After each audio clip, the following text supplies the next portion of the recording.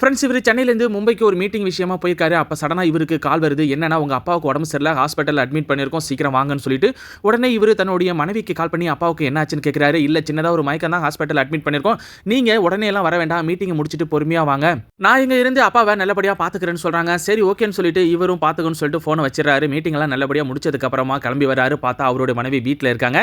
என்னாச்சு வீட்டில் இருக்கா, சரி வா அப்பா போய் பார்க்கலாம்னு சொல்லும்போது அவரு நல்லா தான் இருக்காரு. முதல்ல நீ ரெஸ்ட் எடு, இப்போ தானே வந்திருக்க, அன்டைம்லலாம் போயிட்டு பார்க்க வேண்டாம், காலைல பார்த்துக்கலாம்னு சொல்கிறாங்க. இருந்தாலும் அவருக்கு தூக்கம் வரவே இல்லை, அப்படியே உட்காந்துருக்காரு. ஆனால் இந்த பொண்ணு தூங்குங்கன்னு சொல்கிறாங்க. அப்போ ஒரு கால் வருது. கடுப்பான இந்த பொண்ணு ஃபோனை பிடுங்கி அந்த டெஸ்ட் எடுக்கணும் இந்த டெஸ்ட் எடுக்கணும் சொல்லி பணம் பிடுங்கிறதுக்காக ஹாஸ்பிட்டலேருந்து கால் பண்ணிட்டு தான் இருப்பாங்கன்னு சொல்லி ஃபோனை சைலண்டில் போட்டுட்டு தூங்க சொல்லிடுறாங்க.